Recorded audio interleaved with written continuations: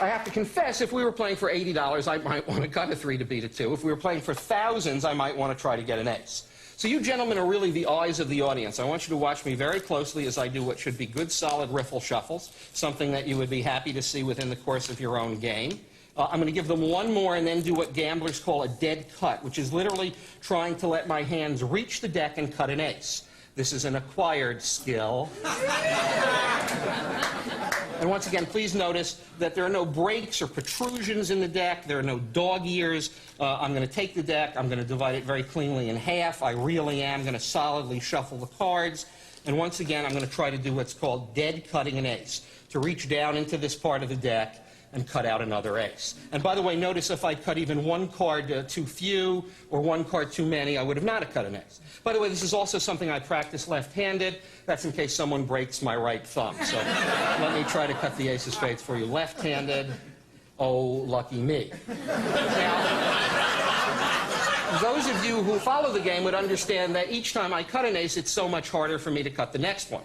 This has something to do with the law of probability. So anyway, that's the concept. And once again, gentlemen, I'm going to ask you to watch me narrowly as I shuffle the cards.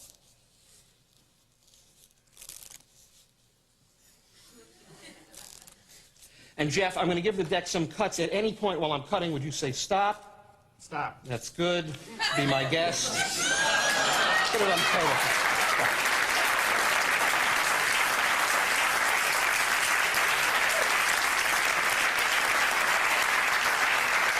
You gentlemen have been doing very well.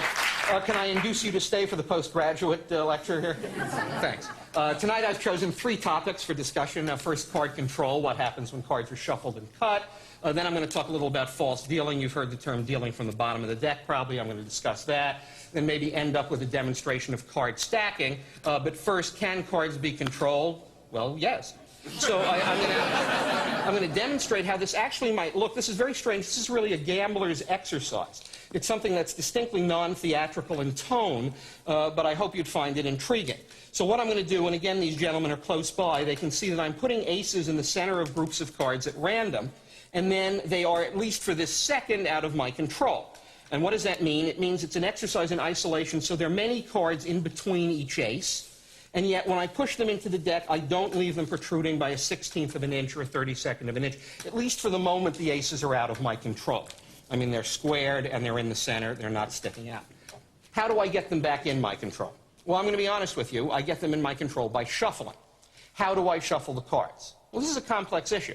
If I were a cheat, I would want to shuffle the cards in a way so I did not seem more clever or less clever than anyone else in the game.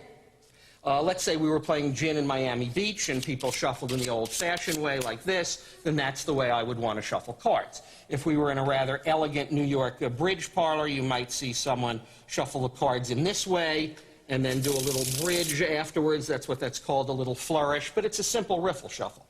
If you're in Las Vegas, you wouldn't be allowed to shuffle cards like that. A pit boss would actually say to you, you must shuffle cards with them flat on the surface of the table. Why?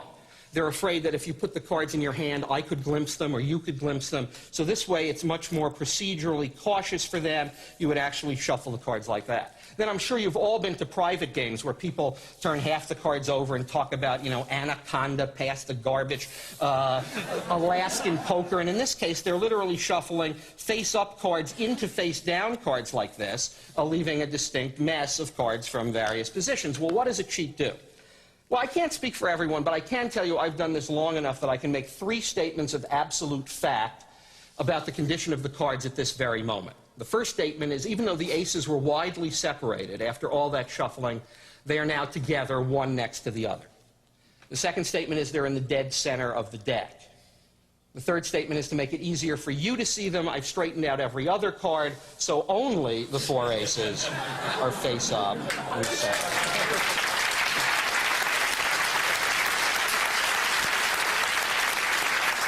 So that's an example of card control, albeit a flamboyant example, but nevertheless. So how do you deal with this in a real situation? Let's say we're in Miami Beach, we give an overhand shuffle, we're now going to play some gin rummy, and now this should look serious and above board. 2 hands of 10-card gin. Turn over a knock card. Do you play a little gin? Good. What I've tried to do is deal my opponent a solid gin hand but more than 30 unmatched points. So take a look with me and see if we've been successful. And you can see that there's a meld here and a meld here, but 2 kings and a 10 and a 3. That would be 33 unmatched points. I know this is a little technical for some of you. If you don't play gin, by the way, this is gin. That's the 9-8-7 of diamonds, 5-5-5-5, and the 8-7-6 of spades. I win. So, let's try some 21. I'm sure you play a little blackjack. Now, remember, if we're going to play 21, you're going to see me shuffling like you would in a Vegas casino. You'd see these strip cuts. I'm going to be like the house, which means I'm going to stand on 17 but hit on 16. You can make any choice you want. I'll even show you what I have. I'll stand. You're going to stand, okay. You have 18. I have 16, so I have to draw. So I'd be looking for a, well, 5 would make 21.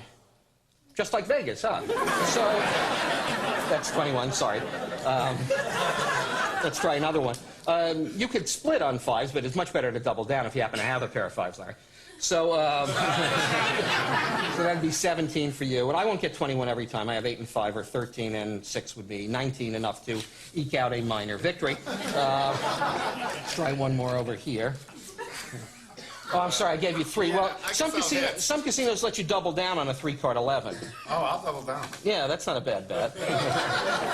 So let's see, that's 17 again, and I have 10 and 4, 14, so I'd have to draw. Bust.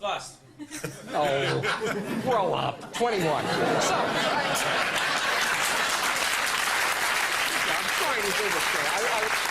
I always tell you they're sorry in Vegas, too. Now, look, if these cards aren't marked, and I tell you they're not, I mean, I don't know if you're going to believe me, but they're not, how does somebody do this? I think there are 2 things at play here. One is I have a very good memory, and the other is I kind of know what happens when cards are shuffled. Well, what does this mean? It means while we were playing gin, while we were playing 21, I was trying to remember where the aces were and leave them at various portions of the deck where I could find them. That's 2, 31 down, 3, and if I can go left-handed, let's see, that's 4. That's card control.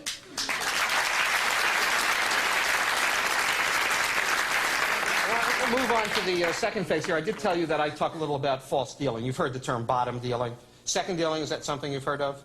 Yeah, you too as well, Larry? You guys have been around the block. Here's the way this works. If I had the ace of spades on top of the deck and we were playing in a game, I'd want to deal that card to Larry unless I didn't, which means that I wouldn't deal him the top card. I'd make it look like I was dealing him the top card, but I would be keeping it on the top. That's why it's called second dealing. It's an odd concept. It looks like the top card is coming off the deck, but in fact it isn't. So this is something that one could do, and this requires practice. Now, bottom dealing, some people say, is even a little more difficult. In this case, you'd place 4 aces on the bottom of the deck. And again, I want you to see that this is not an optical illusion. The aces really are on the bottom. What I'm going to be doing here, this works with 5 or 6 hands in the game, but in this case, I'm going to deal my opponents a card and myself a card. His cards come off the top. My cards come off the bottom. This is cheating. Now, the most elaborate form of false dealing is something called center dealing. This was literally unheard of 70 years ago. It's almost never been seen. And well, I'll actually tell you about its origins. In 1933, 2 men who I believe were the greatest card handlers in America, a man named Charlie Miller, who is living in El Paso, Texas, and a man named Dye Vernon, a Canadian living then in New York, received a phone call from a mutual friend. And this guy said, there's a fellow out here in Wichita who can deal from the center of the deck. These 2 men hung up the phones, packed their bags, and left for Wichita. Well, what made 2 grown men travel so fast and so far? I'll try to explain in layman's terms. If I were going to deal 4 aces from the bottom of the deck in any normal game, bridge or gin or canasta or poker, I would ask the person on my right, in this case Jeff, to cut the cards. So if the aces were on the bottom, you would be cutting them into the middle. So before I could deal them from the bottom, I would somehow have to nullify your cut. Now, this is possible. I could do the hop, the pass, the shift, saute, la coupe. But these are difficult maneuvers. And they're especially difficult because everyone's staring at your hands at that important part of the game. If instead I could leave the 4 aces anywhere in the deck and deal them by feel, this would be an enormous advantage. And that's why Charlie Miller and Vernon went to Wichita. And they knew the name of the man they were looking for was